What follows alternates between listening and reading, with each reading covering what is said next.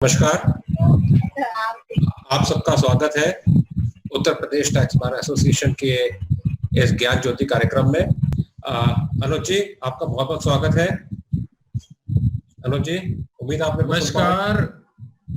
आज के इस कार्यक्रम में मैं सभी उपस्थित महानुभाव अभिवक्ताओं का बहुत बहुत स्वागत करता हूं और मैं देख रहा हूं कि 250 से ज्यादा लोग जुड़ चुके हैं। पूरे प्रदेश से लोग जुड़े हुए हैं, सीनियर्स यहाँ पे सब मौजूद हैं। तो एक बार पुनः आप सभी का स्वागत करते हुए मैं अपने कार्यक्रम को प्रारंभ करूंगा।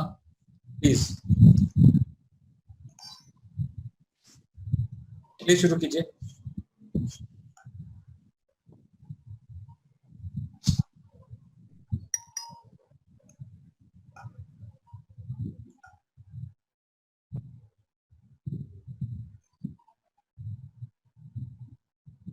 आज के इस कार्यक्रम में हम संक्षिप्त में साइबर क्राइम के कॉन्टेक्स्ट को समझेंगे, लीगल मैंडेट को समझेंगे कि हमें साइबर क्राइम के इस कार्यक्रम को करने की आवश्यकता क्यों पड़ी। हालांकि अभी प्रमुख वक्ताओं ने इसके बारे में कुछ प्रकाश अवश्य डाला कि इसकी जरूरत क्यों पड़ रही है। फिर हम कुछ कंटेम्परेरी साइबर इश्यूज, 2-3, ज्यादा नहीं क्योंकि समय की कमी रहेगी, उन पे प्रकाश डालेंगे कि वो किस तरह के इश्यूज हैं। जब हम लोग अपने ऑफिसेस को कंबाइन कर रहे हैं, अब सभी लोग घरों से काम कर रहे हैं और ये समस्या कोई पिछले 40-50 दिन या अगले 1-2 महीने की नहीं है। वास्तविकता ये है कि विशेषज्ञों की राय है कि ये बार बार ऐसी समस्याएं आएंगी और प्रैक्टिकली भी अगर देखा जाए तो जहां तक संभव हो अगर हम लोग घर से काम कर पाए तो हम सभी के लिए अच्छा है, कॉस्ट इफेक्टिव है, पॉल्यूशन में कमी आती है, तेजी से हम अपने आचार विचार जो हमारे डॉक्यूमेंट्स हैं उनका हम एक्सचेंज करते हैं। कुछ थ्रेड्स जब हम ऐसा करते हैं, जब घर से काम करते हैं या दूर से काम करते हैं, उसमें कुछ नए थ्रेड्स आ जाते हैं। जैसे अगर मैं देखूं तो अभी जगह जगह से लोग इसमें जुड़े हुए हैं, मेरठ से भी हैं, आजमगढ़ से, लखनऊ से, इलाहाबाद, मतलब सभी जगह से हैं। अगर सभी लोग मिलकर एक प्लेटफॉर्म पर काम कर रहे हैं तो कुछ नए किस्म के थ्रेट खड़े हो जाते हैं। कैसे मैनेज करें, वायरस क्या है, बॉम्ब्स क्या है, रैंसमवेयर क्या है। और एक medium size office, professional office की अगर हम बात करें, लॉयर्स का ऑफिस हो, चार्टर्ड अकाउंटेंट्स का ऑफिस हो, अगर एक मीडियम साइज फर्म है तो क्या वो इस प्रकार की सुविधा क्रिएट कर सकती है? क्या ये बहुत कॉस्टली नहीं है? क्योंकि ऑलरेडी जो बड़ी बड़ी कंपनीज हैं, माइक्रोसॉफ्ट हैं, गूगल हैं, ऑरेकल हैं, ये तो पहले ही वर्क फ्रॉम होम पिछले 10-20 सालों से कर रहे हैं और हर समय इनके 20-25% लोग जो है वर्क फ्रॉम होम में रहते हैं। और दुनिया के तमाम कोने से भारत लगातार अमेरिका की कंपनीज के साथ ऑनलाइन काम कर रहा है। $150 बिलियन का हमारा सॉफ्टवेयर एक्सपोर्ट है। लेकिन क्या इसको छोटे ऑफिस वाले अडॉप्ट कर सकते हैं? ये एक प्रश्न मुझे लगता है सभी के सामने होगा कि जो छोटे छोटे ऑफिस हैं जहां 2, 4, 5, 10, 20 लोग काम करते हैं, एक प्रोफेशनल का ऑफिस है जहां पर कॉस्ट बहुत ज्यादा नहीं लगा सकते आईटी सिस्टम्स में, तो क्या वो लोग भी इसमें कर सकते हैं? तो इसको हम थोड़ा सा टच करेंगे। आईटी एक्ट के कुछ बेसिक प्रोविजंस पे चर्चा करेंगे कि लीगल सैंक्टिटी क्या है इस सारे चीजों की, और अगर ऐसा करते हुए कोई नई ऑफेंस हो जाते हैं, कोई हमारा डेटा चुरा लेता है, तो क्या उसके लिए कोई स्पेसिफिक प्रोविजंस लॉ में है। बहुत संक्षिप्त में उस पर चर्चा करेंगे। मेरे बारे में जैसा कि बताया गया इंट्रोडक्शन में, I head an organization called Center for Research on Cyber Crime and Cyber Law. I'm also advisor to the National Institute of Criminology, Digital Syllabus Review, Ministry of Home. I'm a visiting faculty to various ministries, and I have written a book, Cybercrime First Responder Guide, which is a standard operating procedure for the law enforcement for the investigation of cyber as the digital evidence. Apart from that, I am a regular faculty to various chambers of commerce, institutes, and professional bodies. I'm also faculty to almost all the police units in the country, including CBI, NIA, Narcotics Control Bureau, as well as the tax authorities. I regularly train judiciary and public prosecutors. This is the book, and the unique thing about this book is that it is written in English as well as in Hindi. So if someone gets a copy, side by side he gets the Hindi translation written. I am also a cyber law speaker, cyber crime speaker. If you go to Google, you typically find my name on the first or the second place. Regularly give my brief to the media, almost all channels including Doordarshan and Raj Sabha TV. They keep on calling me or they keep on visiting me for anything. If Modi ji talks about cyber world, I will be in Doordarshan. Spoken on cyber issues, almost all 100 colleges and universities.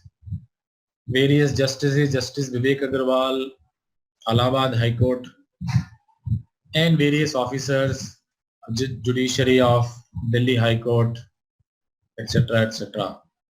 Police officials, narcotics, defense secretary, EOW, Ajit Doval Saab, so on and so forth.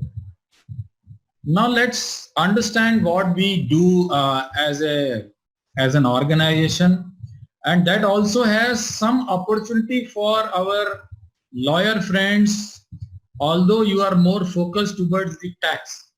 But today if you look at all the information, even for the taxation purposes, they are all there in the IT systems. There is hardly any information which is now paper based. All the information is now based out of computers, PCs, laptops, servers, online. So we had been training a lot of police and law enforcement people, judges, and then we conduct cybercrime investigations, economic offense and fraud investigation, as well as the privacy compliance. Email, WhatsApp, Facebook, Twitter and social media investigations, boardroom and other data theft investigations, and we also conduct vulnerability assessment and security audit. Now vulnerability assessment is something very, very important. See, if you are working from your home and all your information is in your computer or on your mobile, whether somebody who is not having access to your computer, say your username and password, can that person get access to your files? That is an analysis which is called vulnerability assessment.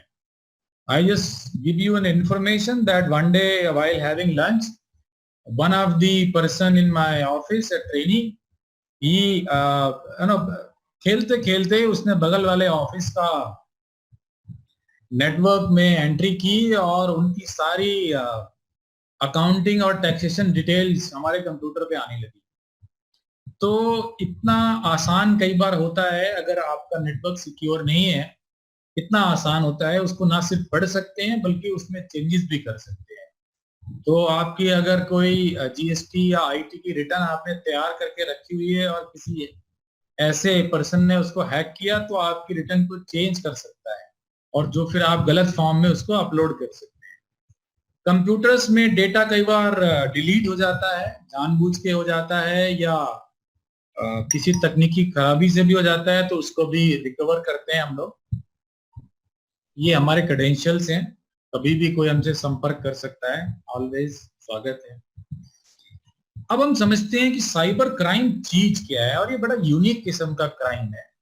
आमतौर पे जो crime होता है उसमें एक crime करने वाला होता है, ऑफेंडर होता है, और एक विक्टिम होता है जिसके ऊपर क्राइम किया जाता है. यहाँ पर एक मजेदार बात ये है कि जो कंप्यूटर या मोबाइल क्राइम करने के लिए इस्तेमाल किया जाता है वो खुद भी क्राइम का शिकार हो सकता है, क्योंकि किसी भी कंप्यूटर को जिसको आप हैक करने के लिए यूज कर रहे हैं वो खुद भी हैक हो सकता है.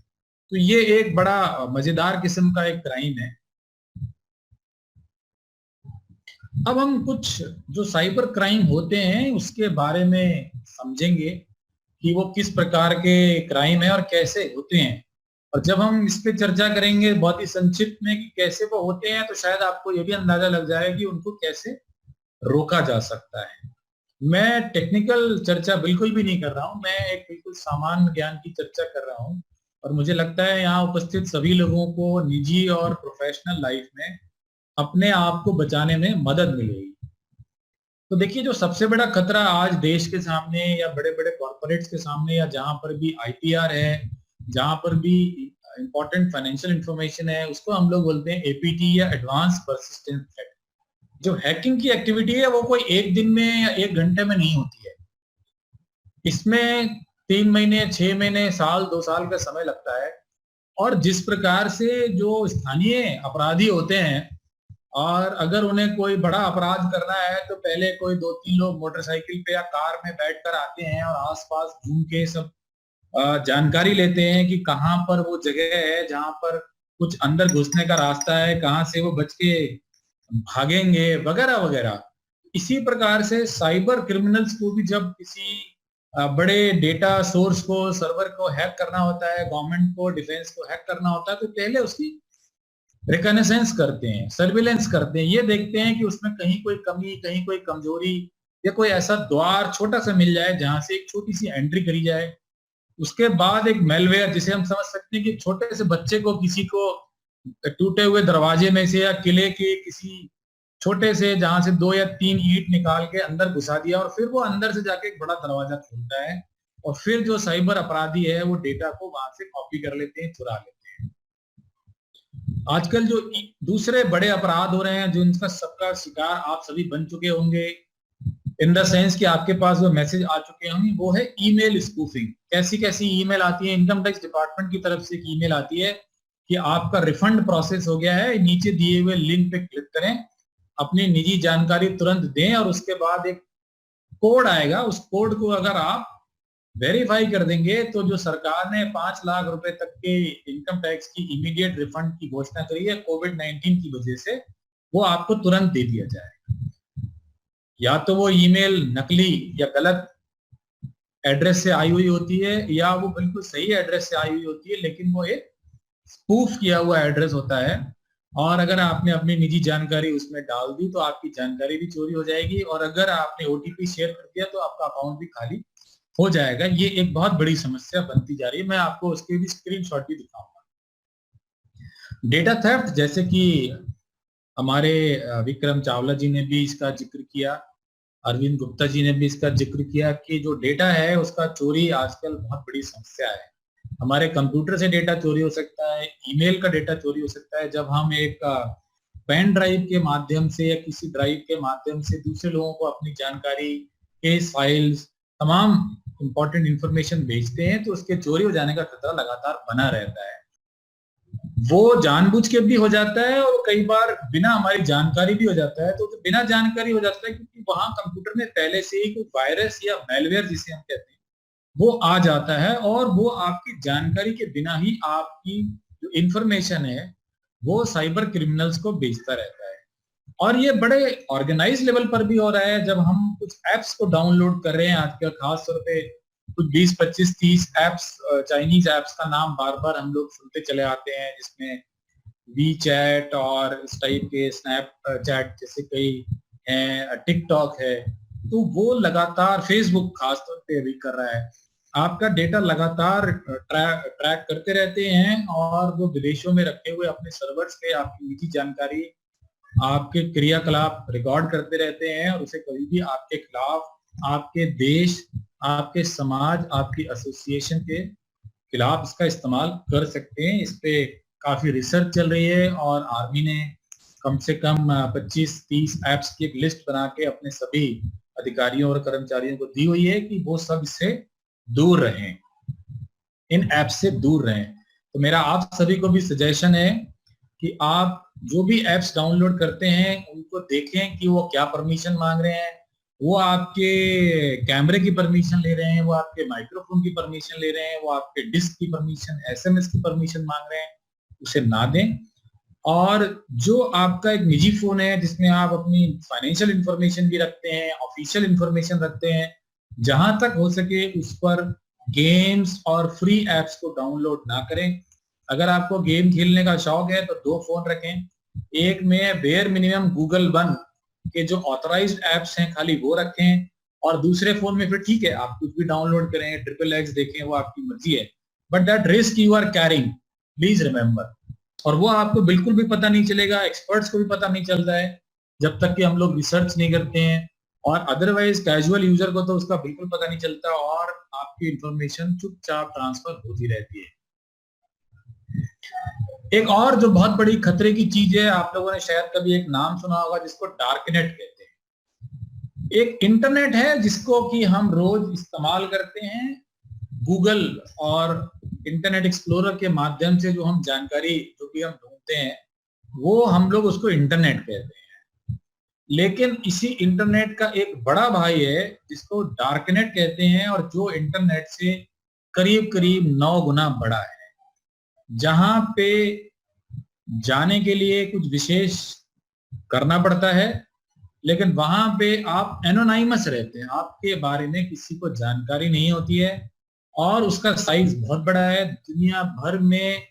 दुनिया भर में इलीगल चीजों की खरीद फरोख्त, जिसमें हथियार, ड्रग्स, क्रेडेंशियल्स, जो आपके क्रेडिट कार्ड की डिटेल है, जो आपकी निजी जानकारी है, ऐसी सब जानकारी अगर मैं अभी बात करूं कि मुझे आजमगढ़ में कितने लोगों के पास गोल्ड क्रेडिट या डेबिट कार्ड है, तो ये जानकारी मुझे डार्क नेट पे आसानी से मिल जाएगी। कुछ पैसे खर्च होंगे, 5 रुपए 10 रुपए पर क्रेडेंशियल। गुप्ता जी आप सुन रहे हैं सर? तो आपकी जानकारी मुझसे दूर नहीं है। अशोक कुमार जी आपकी जानकारी हमसे दूर नहीं है। तो अगर हमें आपके क्रेडिट कार्ड की जानकारी चाहिए है तो हमें आपसे मांगने की जरूरत नहीं है, आपको भी मिल सकती है। तो ये तमाम मार्केट्स हैं डार्कनेट के जो मैं स्क्रीन पे दिखा रहा हूँ, इनमें ये सब चीजें बिकती हैं। आपको कोई भी ड्रग्स चाहिए तो आपको सड़क पे नकली ड्रग्स खरीदने की बिल्कुल जरूरत नहीं है। इन मार्केट्स में गारंटेड चीजें आपको मिलती हैं, होम डिलीवरी, डिस्क्रीट पैकिंग, किसी को पता नहीं चलेगा कि उसके अंदर क्या चीज है, और वो आपको आपकी जरूरत के हिसाब से, आपकी रिक्वायरमेंट के हिसाब से आपको मिल जाएगी। AK-47 आपको चाहिए है या उसकी गोलियां खत्म हो गई हैं, तो वो सब यहाँ पर अवेलेबल रहता है। रीजनेबल प्राइस है, एकदम गारंटेड डिलीवरी है, और नकली चीजें आमतौर पे यहाँ नहीं मिलती है। और दुनिया में आपको कहीं से भी चाहिए है तो हर देश की अपनी अपनी कुछ स्पेशलिटी ड्रग्स में होती है, तो वो आपको वहीं से डायरेक्ट सप्लाई बढ़िया मिलेगी, कोई नकली माल यहाँ नहीं मिलेगा। तो ये एक बहुत बड़ा खतरा आज हमारे समाज के सामने है कि जाने अनजाने लोग इस प्रकार के जगहों पे पहुंचते हैं और वहां से बहुत बड़ा स्केल पर साइबर अपराध ही हम इन्हें कहेंगे या सामाजिक अपराध कह लीजिए, संचालित हो रहे हैं। तो ये आज हमारे पास बहुत बड़ा चैलेंज बना। रैंसमवेयर के बारे में कुछ लोगों ने जरूर सुना होगा। ये एक प्रकार का वायरस है, एक प्रकार का मैलवेयर है, जो आपके डेटा को चोरी नहीं करता है, लेकिन आपके कंप्यूटर में या फोन में उस डेटा को एनक्रिप्ट कर देता है, तो आप उसे एक्सेस नहीं कर सकते। उसके बाद आपको एक मैसेज आता है कि आप कुछ बिटकॉइन 1.5-2 लाख 5 लाख पेमेंट करिए, तब आपका डेटा आपको एक्सेस होगा। तो ये इसलिए जब तक ये होस्टेज सिचुएशन हो जाती है, फिरौती वाला सिचुएशन हो जाती है। तो आज दुनिया में अगर हम देखें तो सबसे इंपॉर्टेंट तो हमारा कंप्यूटर या फोन ही है, क्योंकि सारी जानकारी तो उसी में ही है। तो अगर वो हम इस्तेमाल नहीं कर पाए तो ये बहुत बड़ा हमारे लिए समस्या बन जाती है। तो रैंसमवेयर एक नई और बड़ी समस्या, चुनौती बनती जा रही है। एक दूसरा एंगल है वुमेन एम्प्लॉय हैरेसमेंट का। आपके ऑफिस में, कार्यस्थलों पर महिलाएं काम करती हैं, और कुछ लोग महिलाओं को सोशल मीडिया, ईमेल इत्यादि के माध्यम से ऑब्सीन मटेरियल भेजते हैं। जिस व्यक्ति का ऑफिस है, जो ऑफिस का ओनर है, लॉ का प्रोविजन है कि वो ही उसका उत्तरदायी माना जाएगा। ऑब्वियसली जिसने भेजा है वो तो उत्तरदायी है ही है, लेकिन अगर हम देखते हैं विकैरियस क्रिमिनल लायबिलिटी की बात आती है, तो जो ऑफिस का ओनर है वो भी उसके लिए जिम्मेदार है। वायरलेस पासवर्ड ब्रीच, ज्यादातर लोग वाईफाई यूज कर रहे होंगे फोन में या कंप्यूटर में, तो वाईफाई का पासवर्ड हैक करना बिल्कुल भी मुश्किल नहीं है। अगर भाभी जी का नाम पता है तो उसके आगे 1 2 3 4 लगाएं, या मोबाइल नंबर का 5 डिजिट पहले या बाद के लें और भाभी जी के नंबर के साथ जोड़ दें, या आपकी गाड़ी के नंबर के साथ आपके डेट ऑफ बर्थ जोड़ दें, तो शायद ज्यादातर लोगों का पासवर्ड आपको मिल जाएगा। तो इसलिए जो आप वाईफाई का पासवर्ड है थोड़ा मुश्किल रखें, क्योंकि आपकी वाईफाई आपके घर के बाहर भी एक्सेस हो जाती है। तो कोई अपराधी उसको आसानी से एक्सेस करके और कोई खतरनाक किस्म का मैसेज अगर भेजता है तो आईपी ट्रेस होके आपकी ही आएगी और फिर आप बहुत बड़ी मुसीबत में पड़ सकते हैं। ऐसा एक मामला बॉम्बे में हुआ था जब एक आतंकवादी बम विस्फोट की घटना से ठीक पहले एक ईमेल आई थी जिसमें उस बम विस्फोट के बारे में कहा गया था और बाद में वो आईपी ट्रेस हुआ तो बॉम्बे में कोई अमेरिकन सिटीजन था, उसकी आईपी ट्रेस हुई क्योंकि वो उसका आईपी का जो पासवर्ड था वो उस अपराधी ने ट्रैक कर लिया था, ब्रीच कर लिया था। तो आपका भी अगर इसी प्रकार से वाईफाई का पासवर्ड कोई यूज कर लेता है और कोई ऐसी वैसी इंफॉर्मेशन इधर उधर एक्सचेंज करता है तो आप मुसीबत में पड़ सकते हैं। तो सभी लोग अपने वाईफाई के पासवर्ड को थोड़ा मुश्किल बनाएं और हो सके तो 15 दिन में, 1 महीने में, 2 महीने में उसको बदलते रहें। अब देखिए जो पासवर्ड्स की बात आई है तो इस स्क्रीन को अगर आप ध्यान से देखें तो ये आपकी ब्राउजिंग हिस्ट्री को दिखा रहा है, यानी कि जो हम गूगल क्रोम या इंटरनेट एक्सप्लोरर यूज करते हैं तो ये बता रहा है कि किस किस दिन आप कौन कौन सी वेबसाइट पर गए थे और कौन कौन से पेजेस पे आप गए थे। आमतौर पे एक ऑप्शन आता है, जैसे हम अगर बैंक की या इनकम टैक्स की वेबसाइट पर भी जाते हैं, सेव पासवर्ड। तो जब हम सेव पासवर्ड करते हैं तो वो इस ब्राउजिंग हिस्ट्री में ही वो पासवर्ड सेव हो जाता है। अगर ये पासवर्ड आपके ब्राउजर में सेव है और कोई वायरस या मैलवेयर आपके कंप्यूटर में आ जाता है तो वो आपके यूजर नेम और पासवर्ड को चोरी करके क्रिमिनल को भेज देता है और वो क्रिमिनल बिना आपके कंप्यूटर की एक्सेस किए हुए स्वयं जाकर अपने कंप्यूटर से आपके इनकम टैक्स पोर्टल को, जीएसटी पोर्टल को या आपके बैंक के डिटेल्स को यूज कर सकता है। तो जहां तक संभव हो सके सेव पासवर्ड का ऑप्शन ना लें, क्योंकि ब्राउजर में जो पासवर्ड सेव होता है वो अक्सर प्लेन टेक्स्ट में होता है। तो आपका कोई इस ऑफिस का बंदा भी जिस समय आपका कंप्यूटर खुला हुआ है ब्राउजर हिस्ट्री चेक करके वो पासवर्ड्स को देख सकता है। तो जहां तक संभव हो आप लोग अपने ब्राउजर में, एप्स में पासवर्ड्स को सेव ना करें।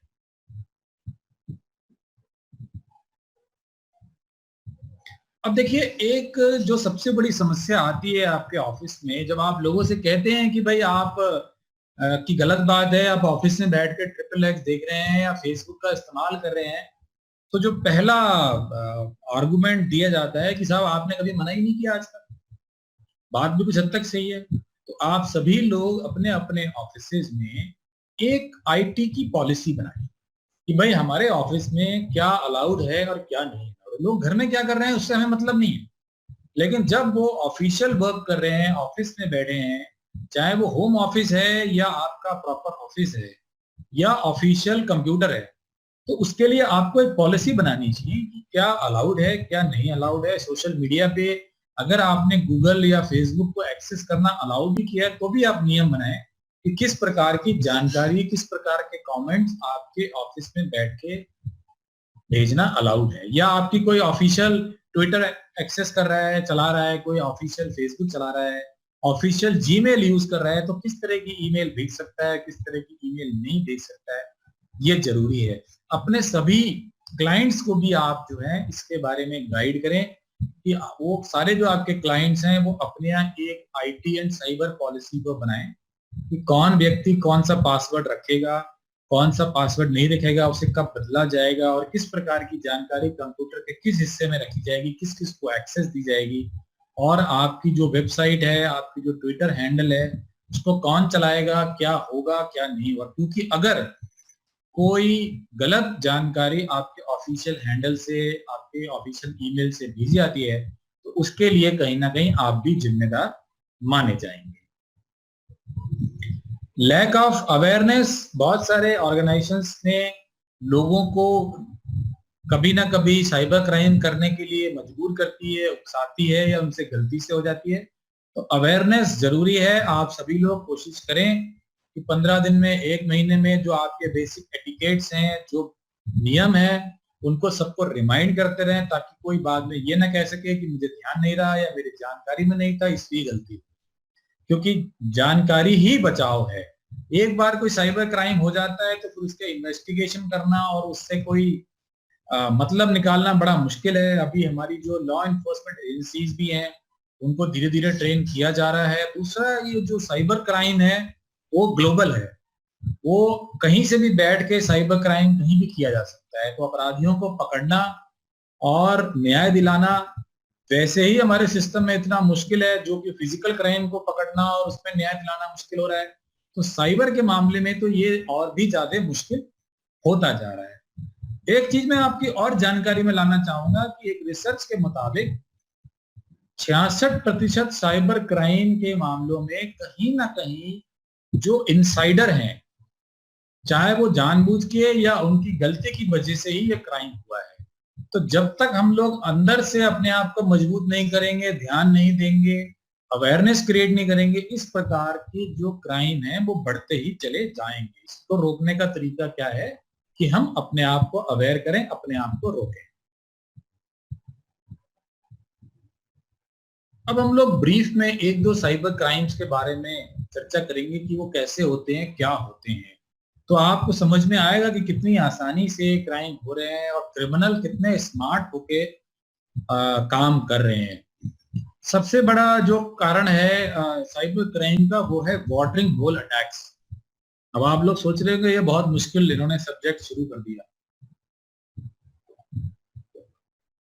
कितने लोग हैं जो वाटरिंग होल के बारे में जानते हैं? खैर, मैं आपका मुश्किल सवाल आसान किए दे रहा हूं। वाटरिंग होल का मतलब है वो जगह जहां पानी भरा हुआ है, जैसे कोई तालाब वगैरह।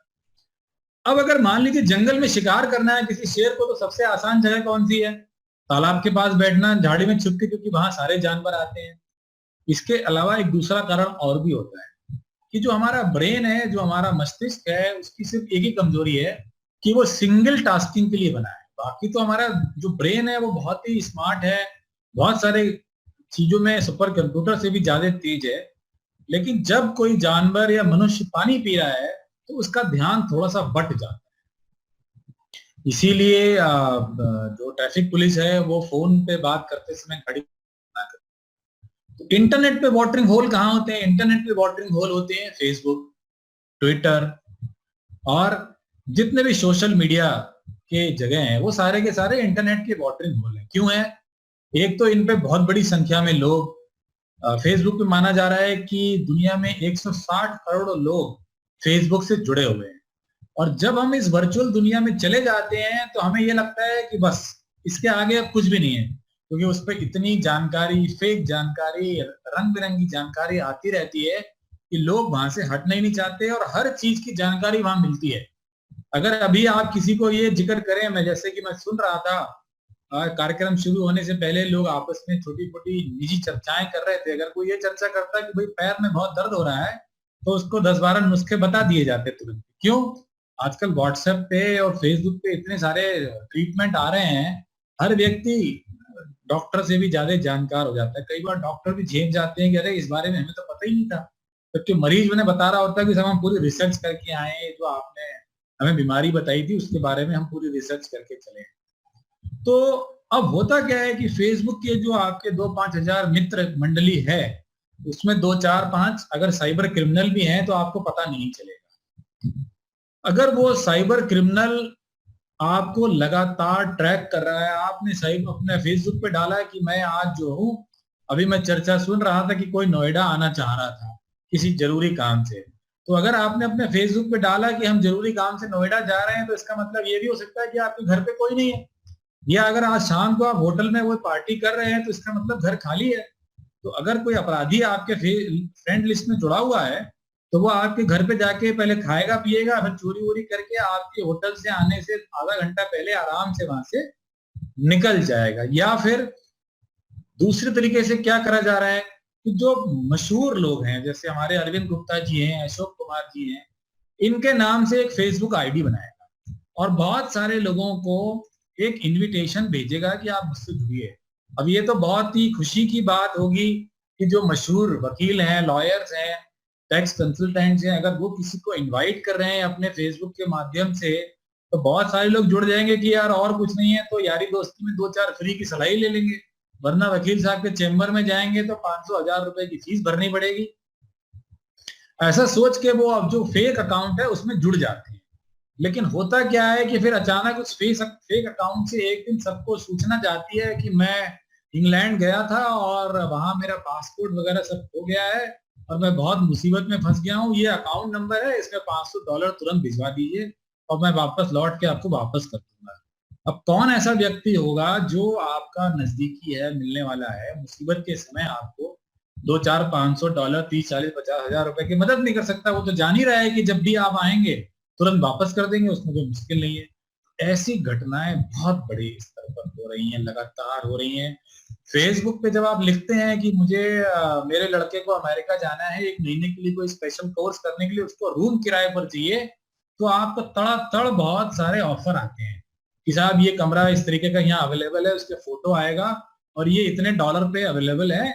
वैसे तो शॉर्ट टर्म के लिए कमरे यहाँ मिलते नहीं है, लेकिन आप चूंकि मेरे फेसबुक के मित्र हैं, मेरा नाम फलाना फलाना है और मैं आपको, I am George so and so, और आप बस ये एग्रीमेंट की कॉपी पे साइन कर दीजिए और इतने डॉलर भिजवा दीजिए, जब आप आएंगे कमरा आपको मिल जाएगा।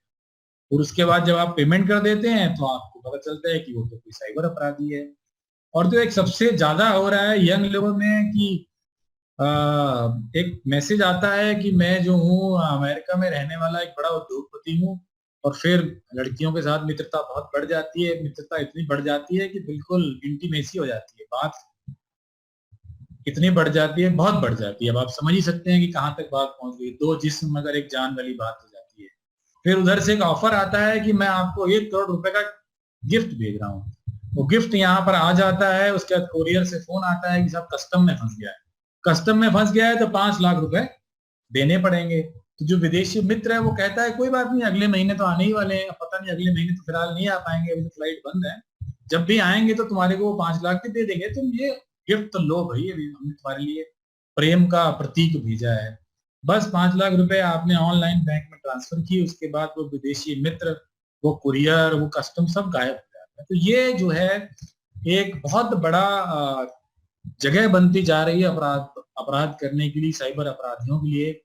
और इस समय तो मैं आपको और बताऊं मजे की बात, जबकि काफी लोग खाली बैठे हैं, लॉकडाउन चल रहा है, हम लोगों का काम बहुत बढ़ गया है, क्योंकि जितने फिजिकल अपराधी थे सड़क पे, तो क्या है, लोग तो है नहीं, पुलिस ही घूम रही है, जगह जगह नाके लगा रखे हैं, तो अपराधियों को अपराध करने में बड़ी मुश्किल हो रही है। अपराध देखिए करीब करीब 5-10% रह गया है, लेकिन साइबर अपराध जो है दुगने से भी ज्यादा बढ़ गया, क्योंकि वो सारे लोगों ने अपना प्रोफेशन चेंज करके, उसमें से काफी लोगों ने साइबर अपराध को अपना लिया है। इसी तरह के 2-3 और जो बड़े साइबर अपराध चल रहे हैं, उसमें रिवेंज पॉर्न का बड़ा नाम है। रिवेंज पॉर्न में आजकल एक चलन चल गया है, यंग लोग जब इंटीमेसी उनकी दूसरे माध्यमों से, तो वो एक दूसरे की न्यूड फोटो वीडियो शेयर करने की जिद करते हैं। और ये केवल शहरों में नहीं हो रहा है, उत्तराखंड के दूर दराज के गाँवों में। और उसके बाद अगर किसी वजह से उनकी दोस्ती टूट जाती है तो वो सोशल मीडिया के माध्यम से वो नग्न वीडियो और फोटो जो है डाल देते हैं, और फिर बहुत बड़ा एक समस्या सामाजिक और सब बन जाती है, और फिर कई लोग उससे पैसे भी मांगते हैं।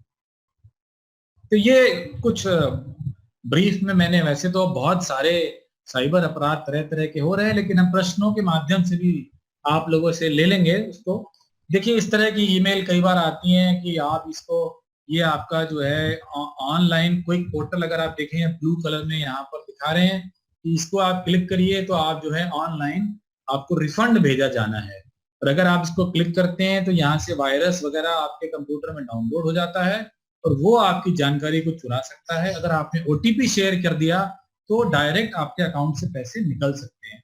इनकम टैक्स डिपार्टमेंट की तरफ से ऐसी ईमेल दिखाई देती है। ये एक्चुअल में इनकम टैक्स डिपार्टमेंट से नहीं आई है, अगर आप देखें admin@incometax.gov.in, बट ये वहां से भेजी नहीं गई है, ये एक स्पूफ मेल है। और इसमें अक्सर एक लिंक दिया होता है, अगर आप देखें इस लिंक के पीछे देखिए कहीं और किसी का नाम दिया हुआ है, इनकम टैक्स इंडिया भी नहीं है, ये लिंक किसी और वेबसाइट का है। लेकिन ऐसे लिंक को अगर आप क्लिक करते हैं तो आपकी जो निजी जानकारी है वो चोरी जाती है और वायरस आपके कंप्यूटर में डाउनलोड हो जाता है। इसी तरह के और तमाम साइबर अपराध समय समय पर होते रहते हैं। अब हम ब्रीफली थोड़ा सा लीगल प्रोविजंस की तरफ जाएंगे कि कानून की क्या व्यवस्था है साइबर अपराध को लेते हुए। और एक छोटे ऑफिस को अगर हमें कंप्यूटराइज करना है तो किस टाइप की स्ट्रक्चर होनी चाहिए और किस प्रकार से हम बहुत ही सस्ते में एक वर्क फ्रॉम होम पूरा सिस्टम बना सकते हैं।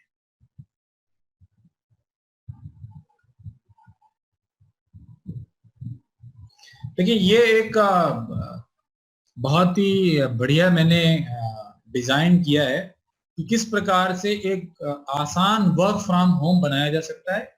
ये यहाँ पर यूजर हैं, ऐसे 1 2 3 4 5 यूजर तमाम इधर उधर कहीं भी, चाहे एक ही जगह पे हो सकते हैं, लोग अपने अपने घरों से, आपके स्टाफ हैं, आपके पार्टनर्स हैं, जुड़ सकते हैं और वो वीपीएन के माध्यम से, वीपीएन और इंक्रिप्शन के माध्यम से जो आपका एक मेन ऑफिशियल सर्वर है जहां पर आपकी सारी जानकारी है, एक फायरवॉल के माध्यम से उसमें जुड़ जाते हैं। और ये जो फाइल सर्वर है इसमें एक ऑटोमेटिक बैकअप होता है जिसमें आपकी जो जानकारी समय समय पर एकत्रित होती रहती है वो बैकअप होती रहती है।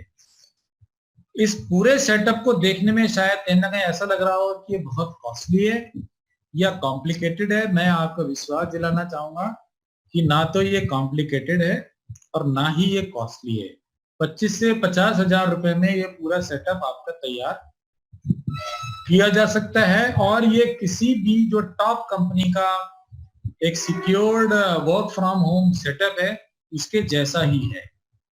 तो मतलब ऐसा नहीं है कि कोई बहुत लाखों रुपए खर्च करने की जरूरत है या सिर्फ बड़ी company he work from home securely कर सकती है, प्रॉपरली कर सकती है। अगर आप ये सेटअप क्रिएट करते हैं तो एक तो आप 24/7 काम कर सकते हैं, सैटरडे संडे डे नाइट, क्योंकि फिर इसमें जब ऑटोमेटेड हो जाएगा तो इस बात से फर्क नहीं पड़ता कि ऑफिस खुला है इस समय या बंद है। और दूसरा, ये लॉकडाउन या ऐसी कोई भी चीज, कर्फ्यू या कोई दंगा फसाद अगर कभी होता है तो वो फिर आपको कोई दिक्कत नहीं होगी। आपकी ये इंफॉर्मेशन, या आप कभी ट्रैवल कर रहे हैं, अपने शहर से बाहर गए हुए हैं, देश से बाहर गए हुए हैं, तो भी आप ऐसे समझिए कि जैसे आप अपने रूटीन में काम कर रहे हैं। तो ये एक ऐसा स्ट्रक्चर अगर आप बनाते हैं तो इजीली आप अपने ऑफिस से को ऑटोमेट कर सकते हैं। आज के टॉपिक का ये एक महत्वपूर्ण वो था कि किस प्रकार से वर्क फ्रॉम होम कर सकते हैं सिक्योरली एंड कॉस्ट इफेक्टिवली।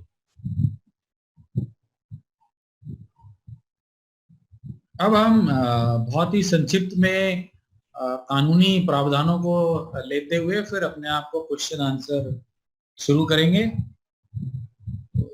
ठीक रहेगा अरविंद जी, या कोई और सजेशन है आपका? नहीं, आप बिल्कुल प्लीज कैरी ऑन कीजिए। जो कुछ क्वेश्चन बच जाएंगे हम आपसे बाद में पूछ लेंगे एंड ऑफ द प्रोग्राम। ठीक है, थैंक यू। देखिए, सामान्य रूप से अपराधों के लिए इंडियन पेनल कोड है जो एक बहुत ही पुराना कानून है और इसमें करीब करीब सभी तरह के अपराधों को डील करने के लिए प्रोविजंस दिए हुए हैं और उसको सपोर्ट करने के लिए सीआरपीसी है, क्रिमिनल प्रोसीजर कोड है।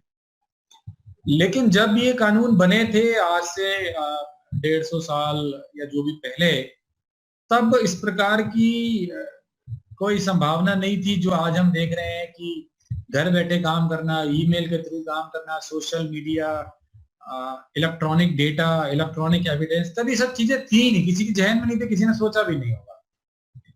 अब जबकि कंप्यूटराइज्ड सारी वर्किंग हो गई है, फिजिकल वर्किंग कम होती जा रही है और नए नए तरह के अपराध और यंग अपराधी जो 15 से 20 साल 25 साल की प्रोफाइल है आजकल अपराधियों की, और उसमें से ज्यादातर हाईली एजुकेटेड है। पहले जो एक टिपिकल अपराधी की प्रोफाइल होती थी वो एक कम पढ़ा लिखा और समाज से टकराया हुआ व्यक्ति होता था जो कि मजबूरियों में अपराध की तरफ मुड़ जाता था। आज बिल्कुल भी ऐसा नहीं है। आज की जो साइबर क्रिमिनल्स की प्रोफाइल है उसमें से ज्यादातर अच्छे पढ़े लिखे हैं, वो कहीं कॉल सेंटर्स में या आईटी कंपनीज में काम कर चुके हैं और आईटी टूल्स की उनको अच्छे से जानकारी है, लोगों की साइकोलॉजी, ह्यूमन साइकोलॉजी को वो अच्छी तरह समझते हैं, तभी तो वो लोगों को बेवकूफ बना पाते हैं। और मैं आपको ये भी बता दूं कि जो साइबर क्राइम में जो विक्टिम्स हैं उसमें बहुत बड़ी संख्या 50%, 60%, 70% जो लोग हैं वो हाईली एजुकेटेड हैं। तो ऐसा नहीं है कि साइबर अपराधी कोई गरीब या कम पढ़े लिखे लोगों को अपना निशाना बनाते हैं, वो एक्चुअली संपन्न और सक्सेसफुल पढ़े लिखे लोगों को अपना निशाना बना रहे हैं। तो चूंकि प्रोफाइल बदल गई है तो इसलिए कानून भी बदलना चाहिए, नए तरह का कानून होना चाहिए। तो आईटी एक्ट 2000 में बनाया गया और उसमें बहुत सारे बदलाव उसके माध्यम से करे गए, एविडेंस एक्ट में किए गए, और तमाम कई कानूनों में बदलाव किए गए जहां प्रोसीड्यूरल रिक्वायरमेंट थी। और ये अपने आप में एक कोड है जिसमें काफी अपराधों के बारे में और उनकी सजाओं के बारे में लिखा हुआ है। इसमें एक बड़ा फेमस केस हुआ था, अगर आप में से किसी को ज्यादा पढ़ने का शौक है तो ये पढ़ सकते हैं। एक अच्छा केस है, Baji.com सीईओ अरेस्ट केस। ये विकारियस क्रिमिनल लाइबिलिटी के लिए एक अच्छा केस लॉ भी है, सुप्रीम कोर्ट तक गया था ये मैटर। तो इसको अगर आप कभी पढ़ते हैं तो मुझे लगता है कि आपको एक अच्छी रीडिंग मिलेगी। Baji.com एक ऑनलाइन ऑक्शन साइट थी जो बाद में ईबे ने खरीद ली। उस पर एक पोर्नोग्राफिक क्लिप किसी स्टूडेंट ने अपलोड किया फॉर सेल, और दिल्ली पुलिस की नॉलेज में आया तो उसके जो सीईओ और डायरेक्टर थे अवनीश बजाज, जो इंडियन अमेरिकन थे, उनको सेक्शन 67 में दिल्ली पुलिस ने अरेस्ट किया। Publishing of information which is obscene in electronic form, जिसमें 5 से 7 साल की सजा है। तो ये एक बहुत ही लैंडमार्क केस है। इनफैक्ट इसके बाद ही लॉ में चेंज भी किया गया और सेक्शन 79 इंट्रोड्यूस किया गया, जिसमें प्लेटफॉर्म्स को आईटी एक्ट में विकैरियस लायबिलिटी से बचाने की कोशिश करी गई है।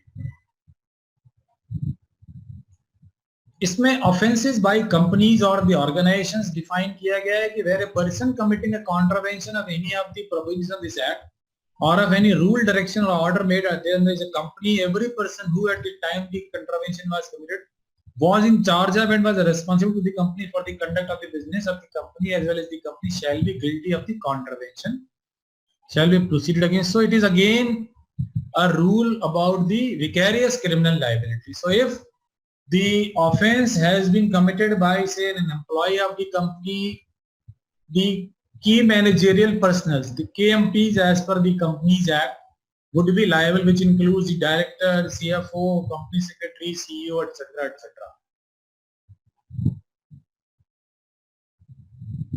Now, what are the offenses defined? I'll go very quickly. Section 43 defines the offenses, which is basically a civil section, but Section 66 by reference creates criminal liability for all these offenses which are given in the section 43 if the person who is committing has the criminal intent as per section 24-25 of the IPC. So क्या क्या इसमें offences हैं कि अगर आपने किसी दूसरे के कंप्यूटर रिसोर्स या कंप्यूटर नेटवर्क को सिर्फ एक्सेस कर लिया बिना मेरी परमिशन के, मेरे कंप्यूटर को या फोन को किसी ने इस्तेमाल कर लिया तो ऑफेंस हो गया। कोई भी डेटा आपने डाउनलोड किया, कॉपी किया, एक्सट्रैक्ट किया, किसी तरह का वायरस या कोई भी चीज इंट्रोड्यूस करी, किसी तरह से भी डिसरप्शन किया, डैमेज किया, ये सब साइबर अपराध की श्रेणी में आ रहे हैं। किसी को कंप्यूटर का इस्तेमाल नहीं करने दिया। अब इसमें एक बड़ा मजेदार और इम्पोर्टेंट ऑफेंस है, charges the services availed by a person to the account of another person. अब ये क्या चीज है तो मैं आपको बताऊं, मेरे घर के पास में डॉक्टर साहब रहते हैं और सुबह सुबह मिले और कहने लगे भाई अग्रवाल साहब आप बढ़िया आदमी नहीं है। मैंने कहा भाई कल तक तो सब ठीक था, ये रात में क्या हो गया अचानक, यार मैं कैसे खराब हो गया, क्या हो गया? तो बोले आपने अपने इंटरनेट का बिल नहीं भरा। तो मैंने कहा इसका आपसे क्या ताल्लुक है भाई, ये तो मेरा और इंटरनेट कंपनी का मामला है, आप क्या कलेक्शन एजेंट हो उसके? बोले नहीं मेरा इंटरनेट बंद हो गया। तो मतलब उन्होंने मेरे वाईफाई में अपना इंटरनेट चला रखा था, तो जब मेरा बंद हो गया तो ऑब्वियसली उनका भी बंद हो गया।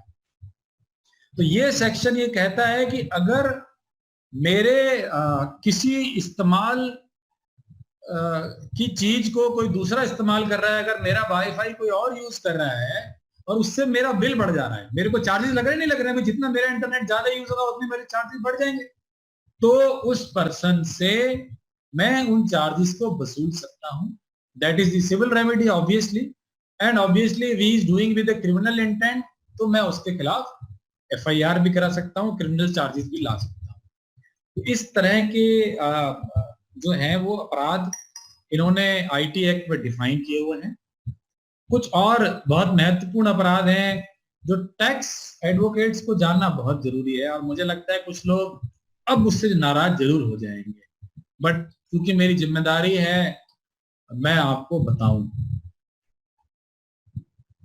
देखिए section 66C, punishment for identity theft. Whoever fraudulently or dishonestly make use of the electronic signature, password or any other unique identification feature of any other person। तो अब आप समझ ही गए होंगे कि मेरा इशारा किस तरफ है।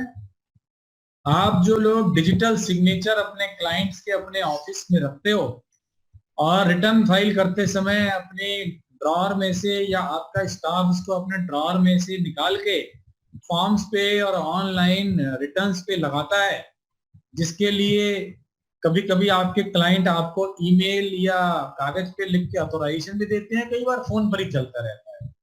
तो ये आईटी एक्ट के मुताबिक एक अपराध है जिसकी सजा 3 साल है, कॉग्निजेबल ऑफेंस है। मुझे आप सभी लोगों को ये बताने की बिल्कुल जरूरत नहीं है, यू बीइंग प्रैक्टिसिंग एडवोकेट्स, की कॉग्निजेबल ऑफेंस क्या होता है। इसमें कॉग्निजेबल ऑफेंस होने के नाते कोई वारंट की जरूरत नहीं है और एफआईआर लिखने के बाद अरेस्ट करी जा सकती है। Punishment for cheating by personation by using computer resource 66D, तो whoever by means of any communication device or computer set cheats by personation, तो अगर किसी ने दूसरे के नाम से फेसबुक पे आईडी बना रखी है या दूसरे के नाम से किसी तरह से रिप्रेजेंट कर रहा है, चाहे मजाक में कर रहा है चाहे सीरियसली कर रहा है, तो आपके नाम से अगर कोई ओपिनियन जारी कर रहा है या कोई आपका जूनियर या सीनियर या आपके स्टाफ आपकी नाम से किसी तरह की भी कोई कम्युनिकेशन कर रहा है, तो वो इम्पर्सोनेशन है और उसकी भी सजा 3 साल है, कॉग्निजेबल ऑफेंस है। इसके अलावा violation of privacy of private parts है। आपके ऑफिस से अगर किसी किस्म की न्यूड पिक्चर किसी की बना के कोई ट्रांसमिट कर रहा है उसकी परमिशन के बिना, तो वो एक अगेन पनिशेबल ऑफेंस है। इसके अलावा ऑब्सीन मटेरियल, पोर्नोग्राफिक मटेरियल का ट्रांसमिशन, वो भी इन आईटी एक्ट के मुताबिक अपराध है। वैसे भी सीरियस अपराध है, आईपीसी के मुताबिक भी अपराध है, सोशली भी इसको एक्सेप्टेबल नहीं है, बट आईटी एक्ट में इसको खास तौर पे अपराध घोषित किया गया है। तो अब अगर हम देखें इस पूरे आज के जो हमारा डिस्कशन हुआ है कि बहुत सारी जो हमारी साइबर की समस्याएं हैं, अब उससे बचा तो नहीं जा सकता, क्योंकि चाहे प्राइवेट कम्युनिकेशन हो, कॉर्पोरेट कम्युनिकेशन हो या गवर्नमेंट से कम्युनिकेशन हो, आज आपको इंटरनेट का यूज तो करना ही है। आज इनकम टैक्स की रिटर्न अगर आपको फाइल करनी है तो ऑनलाइन जाना ही पड़ेगा। अगर आपको जीएसटी की रिटर्न्स पे काम करना है तो आपको ऑनलाइन जाना ही पड़ेगा। सरकार से किसी भी लेवल पे, चाहे रेवेन्यू डिपार्टमेंट है या कोई दूसरा डिपार्टमेंट है, आपको अगर कम्युनिकेट करना है, काम करना है, तो ऑनलाइन तो काम करना ही करना है। उससे बचने की तो कोई संभावना मुझे नजर आती नहीं है। MCA, ministry of company affairs, वो भी पूरा ऑनलाइन हो गया है। अब समस्या ये आती है कि हम इससे कैसे बचें बिना ज्यादा खर्चा किए, बिना ज्यादा मुसीबत मोल लिए। तो जैसा कि मैंने बार बार आपको बता रहा हूं इतनी देर से कि अगर हम कुछ बेसिक हाइजीन और एटिकेट्स को यूज करें, इस्तेमाल करें, तो हम इससे बच सकते हैं। जैसे जब हम गाड़ी खरीदते हैं और सड़क पे गाड़ी लेके चलते हैं तो उससे पहले कुछ बेसिक नियमों का हम पालन करते हैं, लाइसेंस बनवाते हैं, गाड़ी को तेज नहीं चलाते हैं, गाड़ी को बाएं हाथ पर चलाते हैं, रेड लाइट पर रुकते हैं, वगैरह वगैरह। इसी प्रकार से इंटरनेट भी एक प्रकार का हाईवे है, और जब हम इसका इस्तेमाल शुरू करते हैं तो जो बेसिक हाइजीन है, जो बेसिक एटिकेट्स हैं, उनका हमें यूज करना चाहिए। सबसे पहली चीज, हमें एक एंटीवायरस या एंटी मेलवेयर सॉफ्टवेयर परचेज करना चाहिए। वो 800-1000 रुपए का साल में आता है, उसको फ्री वाला इस्तेमाल नहीं करना चाहिए। चाहे वो कितना भी आपके जो लड़का आपको हार्डवेयर कंप्यूटर देता है वो आपको कितना भी कहे वकील साहब आप चिंता मत करो, मैं बिल्कुल सही चीज आपको दे रहा हूँ और आपको कोई दिक्कत नहीं आएगी, बिल्कुल ना माने उसकी। दूसरा, आप लाइसेंस सॉफ्टवेयर विंडोज का यूज करें। लैपटॉप्स के साथ तो यूजुअली लाइसेंस सॉफ्टवेयर आता ही है, लेकिन अगर आपने अनब्रांडेड पीसी भी लिया है तो कोशिश करें कि आप अपने ब्रांडेड माइक्रोसॉफ्ट का लाइसेंस ही लें। और उसकी एक तरकीब आप ये कर सकते हैं कि अपनी एसोसिएशन की तरफ से माइक्रोसॉफ्ट से निगोशिएट कर लें, क्योंकि अगर आप इंडिविजुअल लाइसेंस लेंगे तो आपको 8-10 हजार का मिलता है। उसकी जगह अगर आप एसोसिएशन से 200, 250, 500 लोगों का लेते हैं तो फिर आपको बहुत ह्यूज डिस्काउंट मिल जाएगा, बहुत ह्यूज डिस्काउंट मिल जाएगा। तो ये भी आप एक काम अपनी एसोसिएशन की तरफ से कर सकते हैं कि माइक्रोसॉफ्ट से सीधे बात करें कि भाई हमारे सभी मेंबर्स को इसकी आवश्यकता पड़ती है, तो आप हमसे कोई ऐसा अरेंजमेंट कर लें कि हमारे एसोसिएशन के जो भी मेंबर्स हैं उनको बहुत सस्ते दामों पे आप इसको उपलब्ध करा दें। उससे क्या होता है, सिक्योरिटी पैचेस वगैरह टाइमली आपको मिलते रहते हैं, तो आपका रिस्क अपने आप से कम हो जाता है। तीसरा, जैसा कि मैंने आपको बताया, स्टाफ को अवेयर करें, एक पॉलिसी बनाएं और वो सबको उससे साइन कराएं, अपने स्टाफ से, अपने पार्टनर से, कस्टमर से भी, वेंडर से भी। जब वो कम्युनिकेशन आपसे भेजें, आपके यहाँ वाईफाई में एंट्री करें, तो आप जो है उस नियमों का पालन करें। पासवर्ड जो है सेव ना करें और थोड़े मुश्किल रखें, और पासवर्ड की जगह पास फ्रेज, एक छोटा सा सेंटेंस जिसमें 15, 20, 25 कैरेक्टर हो, तो वो सेव होने की उम्मीद ज्यादा है। जहां तक संभव हो सके महीने 2 महीने में, 15 दिन में उसको बदलते रहें। ऐसी कुछ चीजें अगर आप करते रहेंगे, और जो फ्री वाली बुक्स हैं उसको डाउनलोड ना करें, फ्री गेम्स डाउनलोड ना करें, क्योंकि उसमें अक्सर मैलवेयर होते हैं। और अगर आप ऐसा करना ही चाहते हैं तो उसके लिए अलग फोन रखें जिसमें कि आप इंपॉर्टेंट इंफॉर्मेशन ना रखें। उस पर फिर ठीक है, अगर वो एक बार को उसमें मैलवेयर या वायरस आ भी जाता है तो ठीक है, कोई निजी जानकारी तो आपकी लंबी चौड़ी उसमें है नहीं, तो अगर कोई वायरस है भी तो कोई फर्क नहीं पड़ेगा। ऐसे कुछ बेसिक चीजें आप करें। इसके अलावा जैसा कि मैंने आपको एक डायग्राम दिखाया, उस डायग्राम के मुताबिक आप वर्क फ्रॉम होम अपना सिस्टम बना सकते हैं। वो बिल्कुल भी कॉस्टली नहीं है, एकदम इफेक्टिवली काम करेगा। जैसे मल्टीनेशनल कंपनीज काम करती हैं, आप भी उसी तरह से अपने ऑफिस को बना सकते हैं, जिसमें आपका स्टाफ, आपके पोटेंशियल कस्टमर्स और आपके जो पार्टनर्स हैं, चाहे वो किसी भी शहर में हो, किसी भी कंट्री में हो, वो बड़े आराम से सेफली काम कर सकते हैं। और ये पूरा जो सेटअप है बिल्कुल भी कॉस्टली नहीं है, ना कॉम्प्लिकेटेड है। इसको रिमोट मैनेज किया जा सकता है, ये आराम से यूज किया जा सकता है।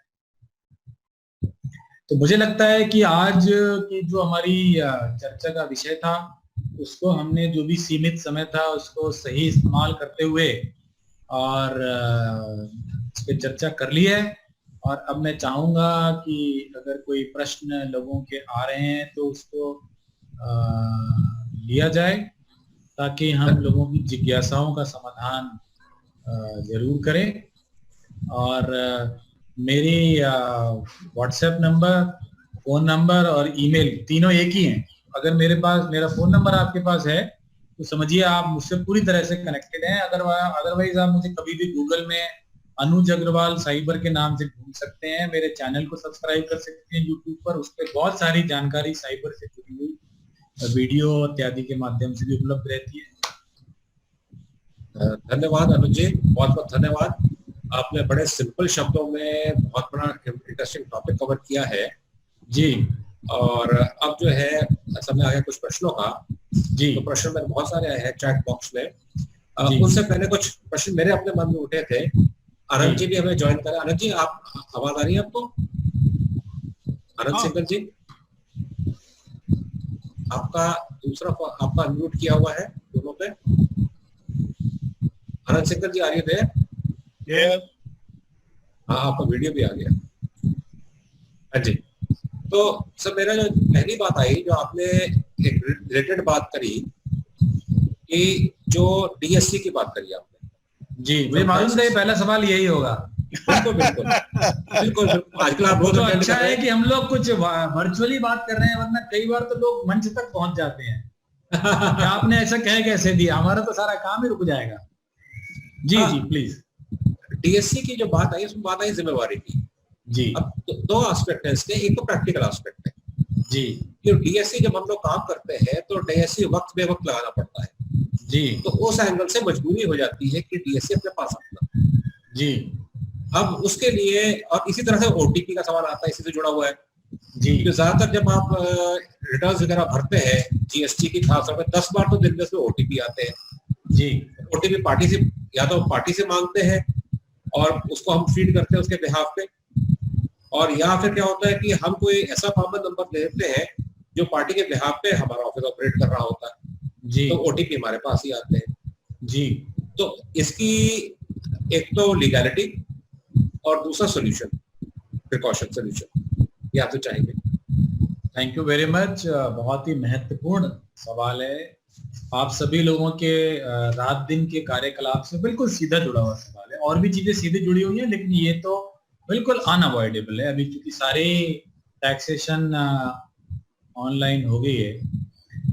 देखिए, कानून क्या कहता है? अगर हम टैक्स लॉ की बात करें तो कानून ये कहता है कि भाई जो भी आप कोई रिटर्न फाइल कर रहे हैं, तो जो भी डेजिग्नेटेड लोग हैं, मैं ये नहीं जा रहा कि किस लॉ में क्या किसको डेजिग्नेट किया, वो तो आप अच्छी तरह जानते ही हैं, डायरेक्टर है, पार्टनर है, या कहीं अगर सीए या लॉयर को भी अलाउ किया है, कि जिसको भी लॉ ने ऑथोराइज किया है वो उस पर साइन करके इसको अपलोड कर सकता है। अब जहां तक प्रैक्टिशनर्स का सवाल है, केवल सिग्नेचर को छोड़ के प्रैक्टिशनर हर काम कर सकता है। कोई भी रिटर्न बनानी है तो आप उसको A to Z बना सकते हैं, उसमें लीगलिटी कोई सी नहीं है। उसको आप अपलोड कर सकते हैं, उसमें कोई दिक्कत नहीं। सिर्फ और सिर्फ जो दिक्कत है वो ये है कि जो DSC आप लगा रहे हैं, आप लगाते तो ओनर्स के, प्रमोटर्स के, डायरेक्टर्स के कंसेंट से ही है।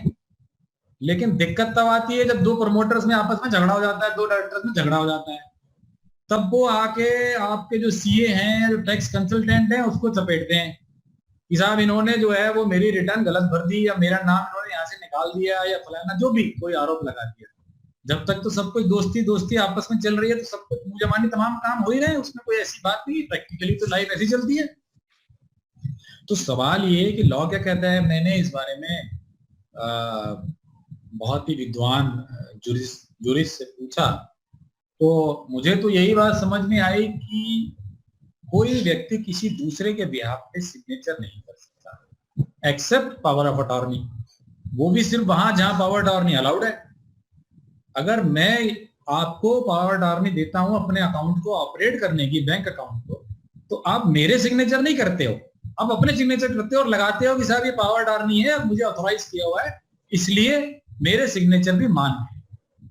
You can not sign as me Anuj Agarwal, you will sign Vikram Chawla, advocate Vikram Chawla, attorney of Anuj Agarwal, which is fine, law में allowed है। तो डिजिटल आपको लगाना अलाउड नहीं है। अब बात आती है प्रैक्टिकलिटी की। तो जब डिजिटल नहीं था, फिजिकल था, तब भी काम होता था। तो जैसे भी आप साइन कराते थे, क्लाइंट आपके ऑफिस में आते थे, आप लड़के को भेजते थे, आप कभी वहां जाते थे, कभी बीच रास्ते में मिल जाते थे, कभी घर जाके चाय पी लेते थे, व्हाटएवर। कहीं ना कहीं आपको उसी तरह के रास्तों को सोचना पड़ेगा। प्लस जो बहुत सारे फॉर्म्स हैं, आप फॉर्म ईमेल पर भेज दीजिए, वो डिजिटल लगा के वापस कर देंगे आपको। जहां पर फॉर्म्स की अवेलेबिलिटी है वहां तो आप फॉर्म बनाना बिल्कुल आपको अलाउड है, कोई दिक्कत ही नहीं है, उसमें कोई इंपर्सोनेशन नहीं है। आप तो भी कंसल्टेंट हैं, आपने फॉर्म बना के उनको भेज दिया। अब कुछ लोग ये कहते हैं कि साहब हमारे जो बिजनेसमैन हैं उनको साहब डिजिटल लगाना ही नहीं आता, चलाना नहीं आता। तो साहब ऐसा है कि जो आदमी 100 करोड़ का बिजनेस चला सकता है, जो आदमी सरकार का टैक्स चोरी कर सकता है, जो आदमी मर्सिडीज चला सकता है, जो आदमी लेटेस्ट आईफोन चला सकता है, जो वृंदावन कह के थाईलैंड जा सकता है, वो तो कोरोना ने पकड़ लिया, नहीं तो वो थाईलैंड घूम ही आया था, तो वो डिजिटल नहीं चला सकता। भाई आप अपना लड़का एक दिन भेज के उसको सिखा दीजिए यार, या उसके कंप्यूटर में इंस्टॉल करा दीजिए, खाली पासवर्ड तो डालना होता है, उसमें कोई लंबा चौड़ा काम तो है नहीं। बाकी थोड़ी बहुत दिक्कतें आ जाती हैं, मतलब मैं फिर भी मानता हूं, तो एक्सेप्शन की तो चलता है, लेकिन जब हम उसको एज ए रूल यूज करते हैं तो सामने वाले को भी पता है कि जी ये तो हमेशा यही लगा रहे हैं, तो वो तो आंख बंद करके बोल देगा कि ये तो साहब जो है सिंगल साहब नहीं लगाया है। अगर सिंगल साहब 100 में से 2 बार लगा रहे हैं तो सिंगल साहब कहेंगे साहब इस बार तो मैंने नहीं लगाया था, हाँ मैं कभी लगाता था, अब नहीं लगाया है, तो उसे भी नहीं पता चलेगी ना। तो अगर वो एक्सेप्शनल है तो maybe I will say practically 100 में 1 बार 2 बार चलता है।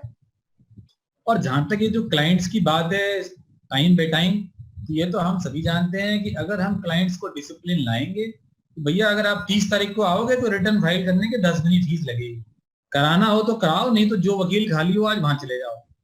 तो कहीं ना कहीं डिसिप्लिन थोड़ा बहुत डालना पड़ेगा सर, वरना सभी लोग जानते हैं 29 को वो फोन करेगा, सर मैं क्या बताऊं, मैं ये दिक्कत थी वो दिक्कत थी।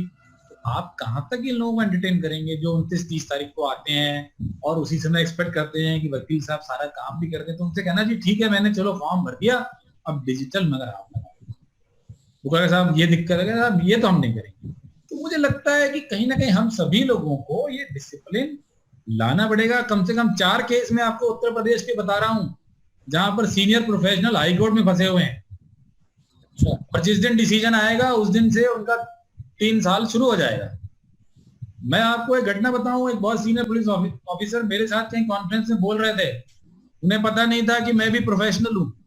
तो उन्होंने मुझसे कहा कि साहब वो एक बार कंपनी सेक्रेटरी ने ये डिजिटल वाला मैटर हुआ, मगर मैंने उसको जो है भलमनसात में गिरफ्तार नहीं किया। तो मैंने कहा भाई ये भलमनसात क्या चीज होती है? कानून तो कानून है, मतलब साफ साफ बताओ।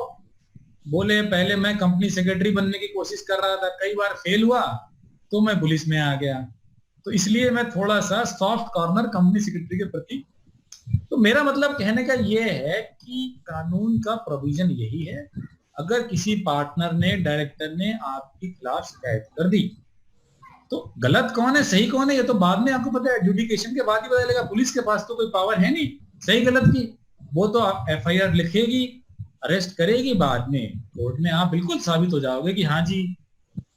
तो ये इसका जो रियल एस्पेक्ट है वो तो यही है। बाकी कौन क्या करेगा नहीं करेगा ये तो आपका बड़ा इंडिविजुअल डिसीजन है।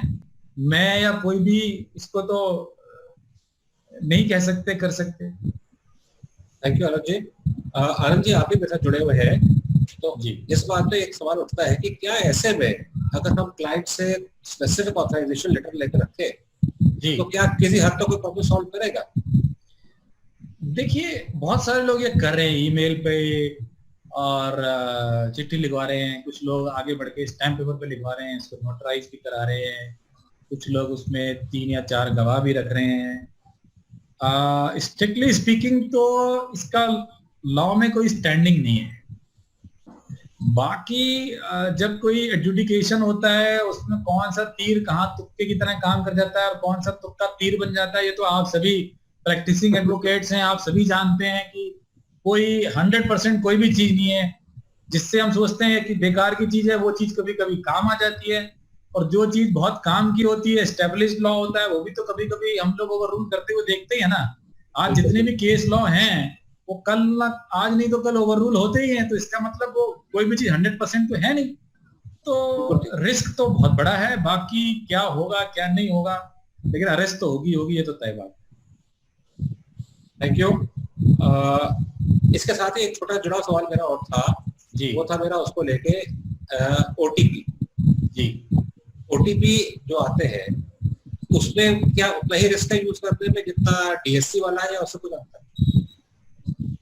जो पार्टी आपके पास ओटीपी आता है, अगर डीएससी forward करने क्लाइंट पे ने हमें लगाया हुआ है, देखिए अब ये बड़ा प्रैक्टिकल आपने सवाल पूछा कि अगर किसी फॉर्म में ओटीपी क्लाइंट ने लगाया हुआ है, फिर तो उसकी ऑथराइजेशन पक्की हो गई, फिर तो उस ओटीपी को आप बिल्कुल आराम से यूज कर सकते हैं। ठीक है ना, फिर तो ओटीपी में कोई प्रॉब्लम नहीं है। दूसरी चीज, अगर ओटीपी में आपका फोन नंबर है तो जो रजिस्ट्रेशन अकाउंट बनाया है आपने, तो वो ऑब्वियसली क्लाइंट की कंसेंट है उसके ऊपर, क्योंकि उस पर फोन नंबर किसका दिया जाना है ये तो जो भी रजिस्टर कर रहा है, यानी जो ओनर है बिजनेस का या डायरेक्टर है वही कर रहा है ऑनेस्टली। मतलब आप उसके ब्याह पे ही कर रहे हैं, तो जो भी जानकारी उसमें आप लिख रहे हो वो तो क्लाइंट की जानकारी है। तो वो फोन नंबर अपना भी दे सकता है, आपका भी दे सकता है, किसी का भी दे सकता है। तो वो कुछ हद तक मुझे लगता है सेफ है। डिजिटल में सेफ्टी मुझे नहीं नजर। Thank you. आपको बड़ा क्लियर इस पे ओपिनियन रहा है। इसके साथ ही एक बड़ा कॉमन क्वेश्चन है जो खासतौर पे हमें आजकल रोज टच करता है जब से सेमिनार यूज कर रहे हैं, स्पेशली जूम को लेके। जी जी जी। आज भी हम जूम यूज कर रहे हैं। पिछले दिनों में अखबार में बहुत चर्चा थी कि जूम अनसेफ है, डेटा हैक हो जाएगा, आपके फोन से सारी डिटेल निकल जाएगी। तो इसमें बहुत भ्रांतियां बनी हुई है, कितनी सच्चाई है कितनी भ्रांति है, कुछ रोशनी डालेंगे आप उसमें? देखिए जूम ऐप जो है एक इजी टू यूज है, सस्ता है, लेकिन इसमें कुछ वल्नरेबिलिटीज हैं, ये तो क्लियर है, क्योंकि सर्ट-इन की तरफ से भी 2 अप्रैल को एडवाइजरी आई है और उन्होंने 2 टेक्निकल वल्नरेबिलिटीज के बारे में नोटिफिकेशन भी निकाला है, और वो नोटिफिकेशन उनकी वेबसाइट पर पड़ा हुआ है। मिनिस्ट्री ऑफ होम ने भी एक नोटिफिकेशन फिर उसके बाद निकाला था, जो साइबर सिक्योरिटी सेंटर है, यूएस की भी कुछ एजेंसीज ने निकाला है। तो जिस तरह के सेमिनार हम लोग कर रहे हैं उसमें तो कोई सीक्रेट बात हो ही नहीं रही है, ये तो पब्लिक डॉक्यूमेंट है। ये तो आप देख रहे हैं कि आपने उस पे यूट्यूब पर भी डाला हुआ है, आप पब्लिश करते हैं।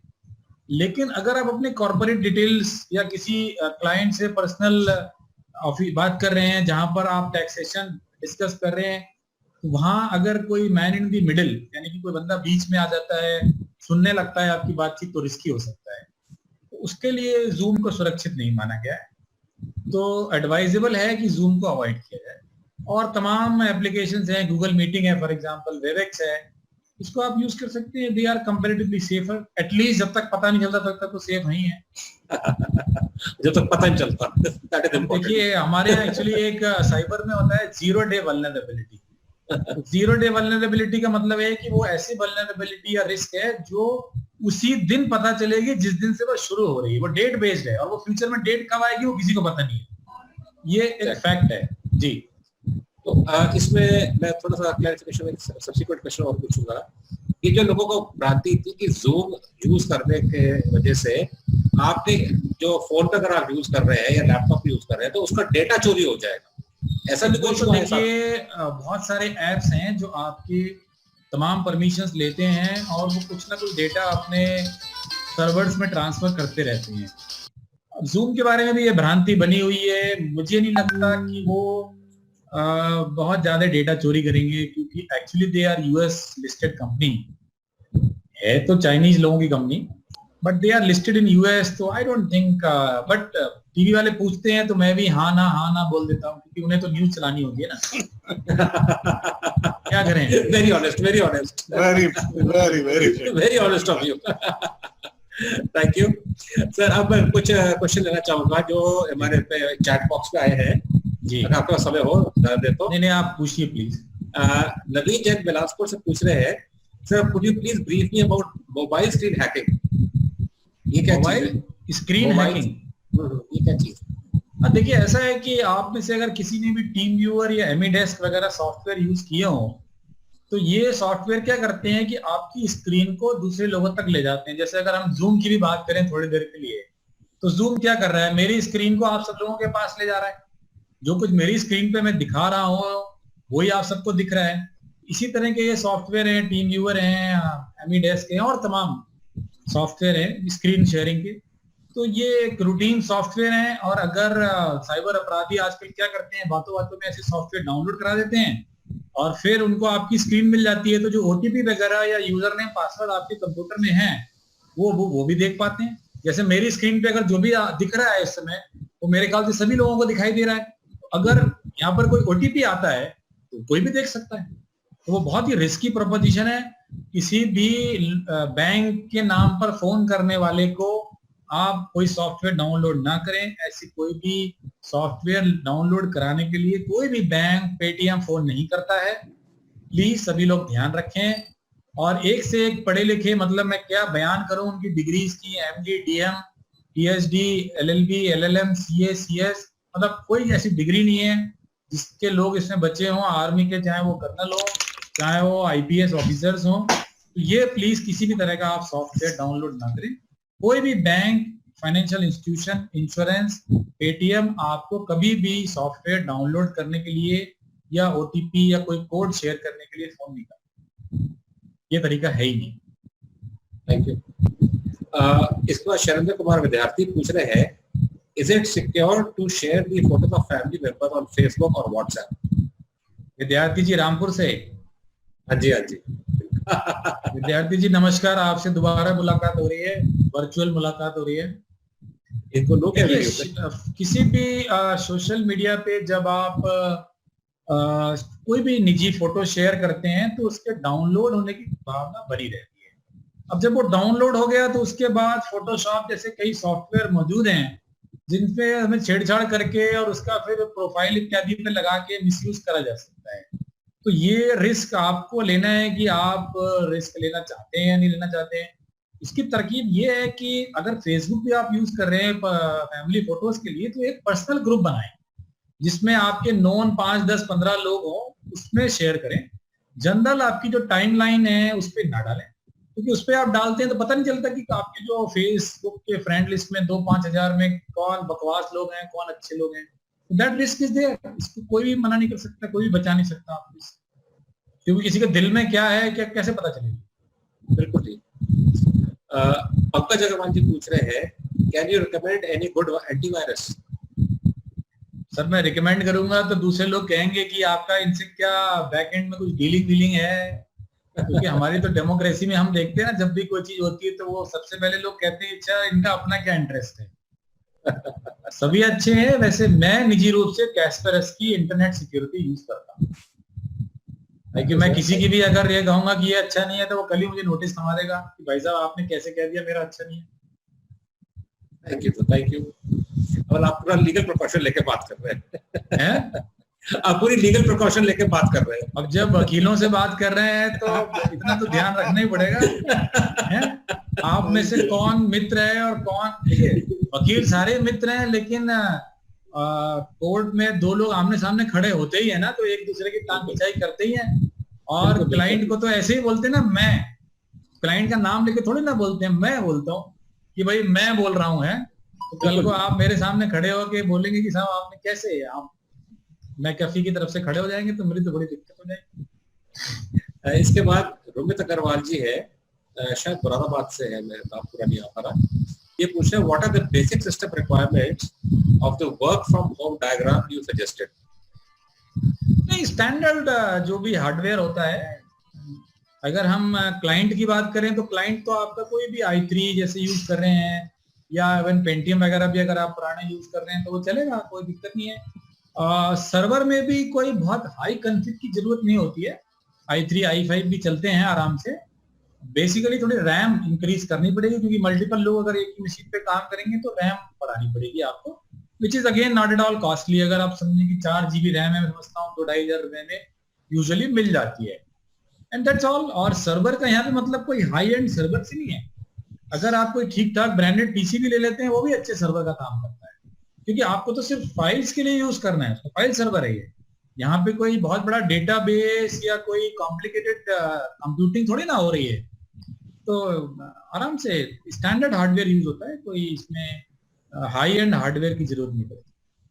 Thank you. कुलविंदर सिंह राठौर पूछ रहे हैं, कहाँ से बोल रहे हैं राठौर साहब? राठौरी सहारनपुर से। अच्छा अच्छा अच्छा, सहारनपुर से तो हिमालय भी दिख रहा है मैंने सुना। बिल्कुल दिख रहा है। आज सुबह 5 बजे भी दिखाई दिया था। अच्छा। उतना अच्छा नहीं दिखाई दिया था जो थोड़ी देर पहले अखबारों में था, लेकिन आज भी सवेरे दिखाई दिया था 5 बजे। अखबार वाले तो साहब कुछ भी दिखा देते हैं, दिखता कुछ है वो अच्छा या खराब कुछ भी कर देते हैं। वो नहीं उतना ही अच्छा दिखा था जितना उस दिन अखबारों में आया था, उतना ही अच्छा दिखा था जी। वेल, कुलविंदर पूछ रहे हैं कि is cyber crime international crime? For example, if we have paid an online order for something overseas website or an overseas website, जी, and then the site turns out to be fraud, then where can we complain? देखिए international में ये थोड़ा risk तो बना ही रहता है, क्योंकि इंटरनेशनल में कंप्लेंट तो आप अपने लोकल पुलिस स्टेशन में कर सकते हैं या ऑनलाइन कर सकते हैं, बट सवाल ये है कि इंटरनेशनल में इन्वेस्टिगेशन की दिक्कत है। ठीक है, तो उसमें जो ज्यादा से ज्यादा चारा होता है वो ये होता है कि जिस पेमेंट गेटवे को उन्होंने यूज किया है, और अगर वो इंडियन पेमेंट गेटवे है तो उसको आप नोटिस दे सकते हैं, पकड़ सकते हैं। अदरवाइज अगर पेमेंट गेटवे भी बाहर का है और साइट भी बाहर की है तो फिर रेमेडी मिलना थोड़ा मुश्किल, क्योंकि वहां तक पहुंचना, उनको कंपेल करना, there are international laws and treaties, but वो बड़े कम्बरसम है। और 50,000 1 लाख रुपए के लिए एमलेट में आप अगर जाते हो तो 5 साल में सीबीआई के थ्रू आप समझ सकते हो। अभी हम मलैया को तो यहाँ पर ला नहीं पाए, 9,000 करोड़ का मामला हो गया और पूरी सरकारी मशीनरी उसके पीछे लगी हुई है। ठीक है जी, 6 साल में तो वो तभी यहाँ आया नहीं है। तो अगर हम सोचे कि 50,000 रुपए के मेरे फ्रॉड के लिए कोई एजेंसी किसी इंटरनेशनल फ्रॉडस्टर पे कुछ कार्रवाई इफेक्टिव करके मुझे पैसे दिलवा पाएगी, खैर मैं तो क्या कहूँ। Thank you. एक थोड़ा टिपिकल क्वेश्चन है अतुल श्रीवास्तव जी सिद्धार्थ नगर से, क्योंकि बड़ी टिपिकल सी प्रॉब्लम है। सिद्धार्थ नगर इंडिया नेपाल के बॉर्डर पे है जी, और ये पूछ कह रहे हैं कि इंटरनेशनल बॉर्डर पर जैमर लगा हुआ है, वहां मजबूरी में क्लाइंट की जगह जीएसटी रिटर्न फाइल करने के लिए अपना ईमेल आईडी और मोबाइल नंबर देना पड़ता है, क्योंकि वहां मोबाइल नेटवर्क नहीं है। ऐसे सिचुएशन में एडवोकेट क्या करे? नहीं, जैसे कि मैंने आपको बताया कि अगर आप उसकी रिटर्न फाइल कर रहे हो तो वो प्रॉब्लम नहीं है, that's not an issue. Digital signature में इशू है। तो डिजिटल सिग्नेचर में तो अगेन हम लोग लंबी चर्चा कर ही चुके हैं। उसमें आप कितना भी घुमा फिरा लो, अगर आप मेरी गर्दन पकड़ोगे तो आप जो कहोगे मैं हाँ कर दूंगा, लेकिन जो वास्तविकता है, जो लीगल पोजीशन है, वो तो मैंने आपके सामने रख दी है। पर रिटर्न तो आप फाइल कर ही सकते हैं, उसमें क्या दिक्कत है? वो तो टैक्स कंसल्टेंट का काम ही है, फॉर्म को बनाना, उसमें डिटेल्स को डालना, कैलकुलेट करना और उसको अपलोड कर देना, उसमें कोई दिक्कत नहीं है। That's fine. Thank you. Amit Grover पूछ रहे हैं कि can you share some famous apps which through which data can be hacked? नहीं, मैं नहीं शेयर करूंगा आपको, क्योंकि अभी आपने सेक्शन 43 में देखा होगा कि somebody is enabling others to hack, तो सजा 3 साल की है। यानी वो पूछना चाह रहे हैं कि ऐसे कौन सी ऐप से बचा जाए, उनका तात्पर्य ये है। देखिए ऐसे फेमस ऐप्स है, कोई कॉमन ऐप्स। देखिए ऐसा है कि इंडियन आर्मी ने एक कम्युनिकेशन निकाला था, आप गूगल में डाल के देख लीजिए, 30-40 ऐप्स का उन्होंने नाम लिया है, जैसे स्नैपचैट है, टिकटॉक है, ऐसे बहुत सारे, यूसी ब्राउजर है, ठीक है। तो ऐसे बहुत सारे ऐप्स हैं जिनके बारे में ये बड़ा एस्टेब्लिश्ड है कि वो डेटा को ट्रांसफर लगातार आपके करते हैं। तो उसकी एक पूरी लिस्ट दी हुई है, गूगल कर लीजिए Indian army Chinese apps ban, ऐसे कुछ डाल के तो मिल जाएगा, और ये रेगुलरली आता रहता है। और ईमानदारी की बात यह है कि कोई भी एक कॉम्प्रिहेंसिव लिस्ट बनाना किसी भी समय पॉसिबल नहीं, बिकॉज गूगल में अगर आप देखो तो there are lakhs and lakhs of apps. अगर आप मुझसे पूछो कि मैंने कितने एप्स यूज किए, तो शायद बहुत कम यूज किए होंगे, और फिर उसका एनालिसिस बहुत मुश्किल है। तो उसकी तरकीब यही है कि आपके जो सेंसिटिव इंफॉर्मेशन है, जो आप अपना प्रोफेशनल वर्क करते हैं, वो एक ऐसे फोन से करें जिसमें अनवेरिफाइड या जो गूगल वन को छोड़ के जो भी एप्स हैं वो अनवेरिफाइड, वो आप उसमें ना डालें। और दूसरे फोन में इस टाइप के गेम्स के सब एप्स डालें जिसमें अगर डेटा चोरी भी होता है तो निजी डेटा आप रखिए ही नहीं, उसमें क्या ले जाएगा आपका? ये अदरवाइज इसका बड़ा मुश्किल है पता लगाना।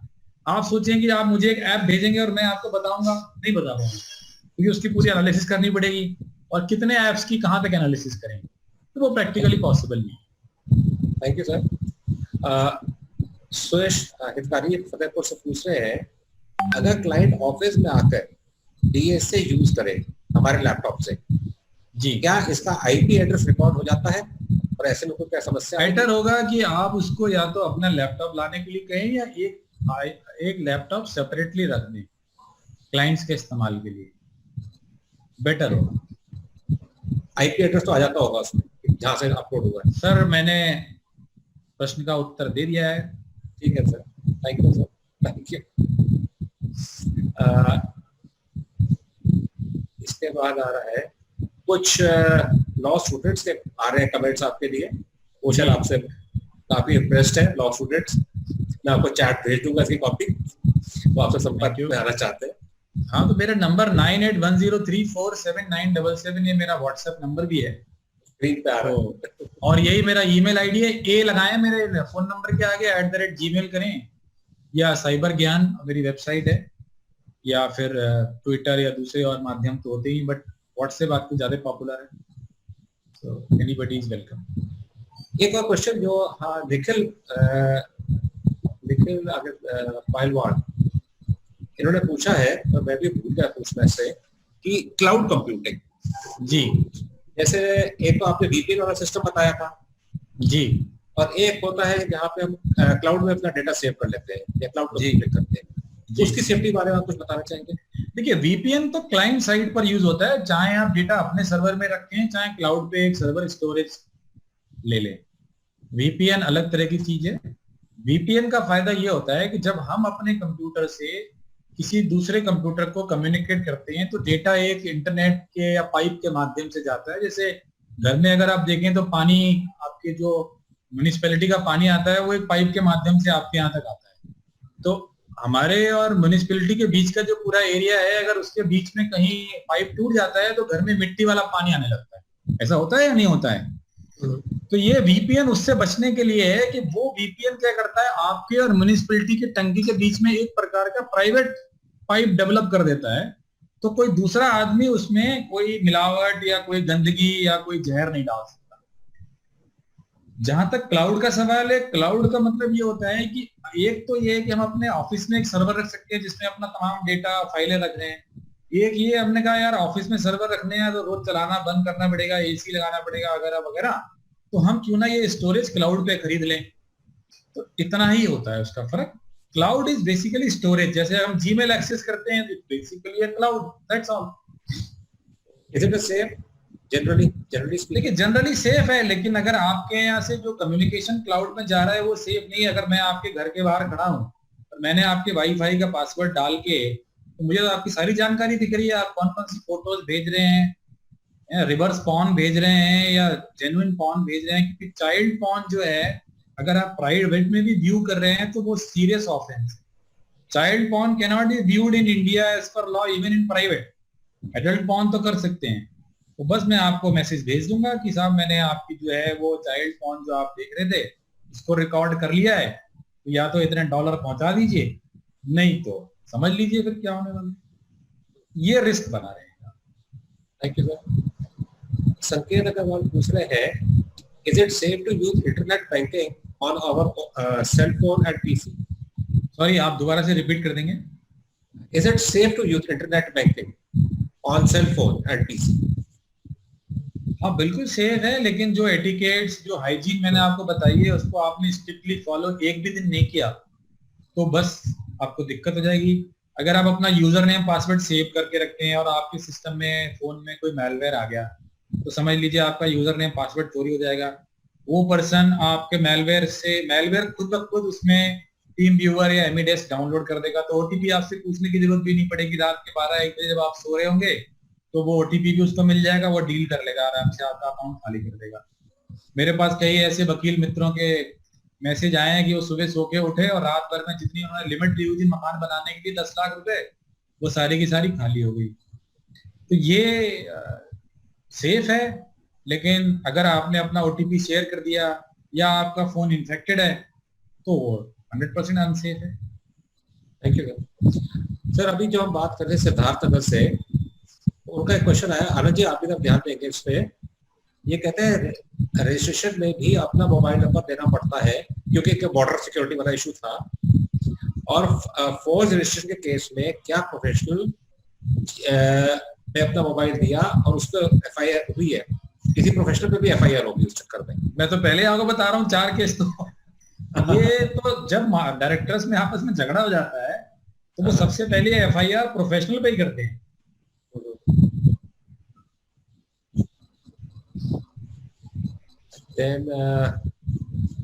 तो इनसे सिद्धार्थ नगर वाले हमारे मित्र से मैं ये कहूंगा कि वो आपका जो मामला है वो एक प्रॉपर मैटर है, इसको आप सेपरेटली डिस्कस करिए, क्योंकि फोरम पे फिर बहुत सारी ऐसी बातें होती हैं जो शायद निजी रिकॉर्ड में आ जाती हैं, तो वो जरा कहने सुनने में अच्छी नहीं लगती हैं। बट अदरवाइज जो लीगल पोजीशन है वो तो मैंने आपको बताई। रिस्क तो है। बिल्कुल सर, बिल्कुल। और मेरे ख्याल से हमने लगभग सभी क्वेश्चन का जवाब दे दिया है। इसके अतिरिक्त भी अगर कुछ लोगों का कुछ और प्रश्न रहते हैं तो वो चाहे तो अनुज जी को उनके जो उन्होंने कॉन्टैक्ट नंबर दिए हैं इस पे व्हाट्सएप कर सकते हैं या ईमेल कर सकते हैं। एंड नहीं तो हमारे यूपी टैक्स बार की अपनी ईमेल आईडी है info@uptp@gmail.com, उस पर भी आप प्रश्न भेज सकते हैं। मैं अभी फ्लैश भी कर दूंगा थोड़ी देर में ईमेल आईडी, उस पर भी आप अपने प्रश्न भेज सकते हैं। हम कोशिश करेंगे किसी स्पेसिफिक क्वेरी होगी तो उसको भी जवाब देने की कोशिश करें। और इसके साथ अनुज जी आपका बहुत बहुत धन्यवाद।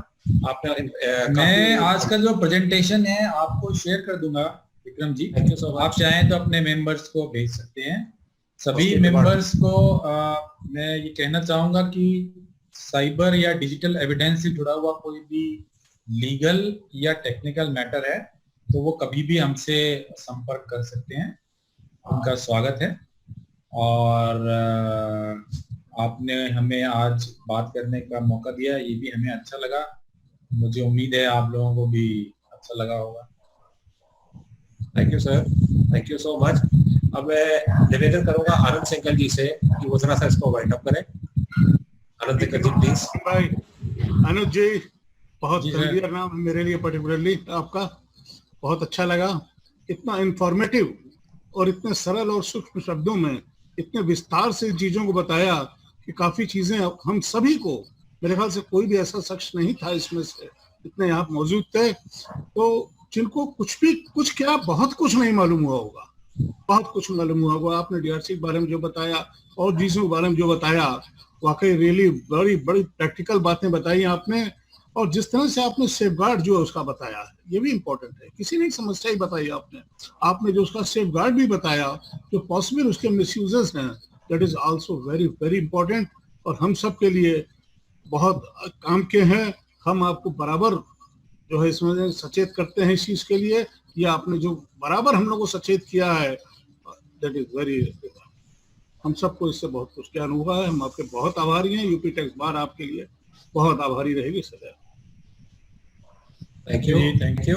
अब मैं निवेदन करूंगा Uttar Pradesh tax bar association के जनरल सेक्रेटरी सौरभ सिंह गहलोत जी से कि वो आए और एक फॉर्मल वोट ऑफ थैंक्स अनुज जी को।